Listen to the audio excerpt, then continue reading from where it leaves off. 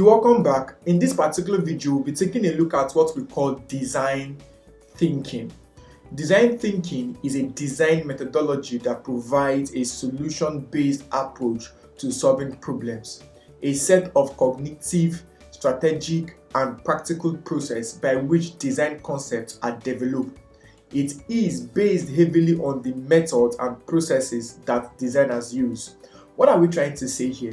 When you have a new project at hand, you want to approach it using these design thinking processes, right? So with design thinking, designers were able to know how they should think, how they should approach a design in order to achieve a well-designed product that actually meets the user's satisfaction.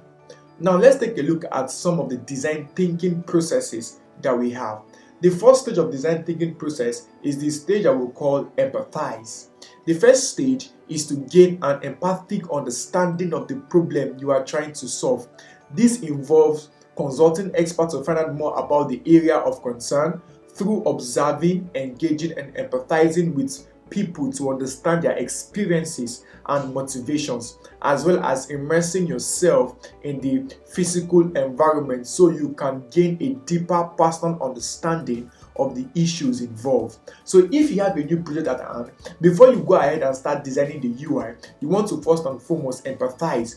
Put yourself in the shoes of these people that are going to make use of that particular web application, or the people that are going to make use of that particular mobile application. By so doing, you are empathizing with your target audience, you are empathizing with your target users. So before you design at all, the first thing a professional designer will do, a professional UX designer will do, is to first and foremost put themselves in the shoes of these particular users and try to really understand them right before they approach other aspects of the design. After you're done empathizing, the next thing that you want to do is to define.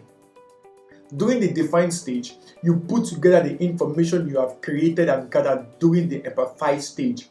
This is where you will analyze your observation and synthesize them in order to define the core problems that you and your team have identified up to this point. You should seek to define the problem as a problem statement in a human-centered manner.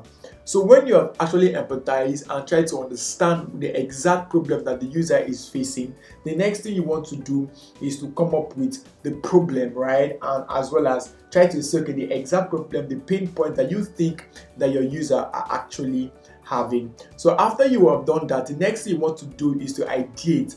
During the third stage, designers are ready to start generating ideas. So you have grown to understand the user and it is time to start creating solution. So after you have actually defined, the next thing you want to do is basically ideate. You want to sketch out something that looks like the real thing so that you can start actually generating ideas and trying to solve these solutions that you have actually, this problem that you have actually gotten from the ideate stage. And after that, you want to prototype. The prototype stage helps represent the generated ideas from the ideate stage.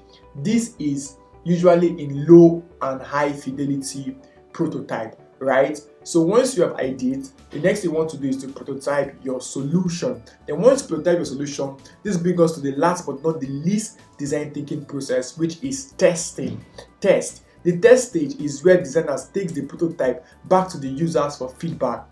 These feedbacks are carefully looked into and iterated to better suit the user requirements as it blends with the business goals or objective. So basically, that's what you want to do at the empathize stage. In our next video, we'll be taking a look at the UX research methodology. See you in the next video.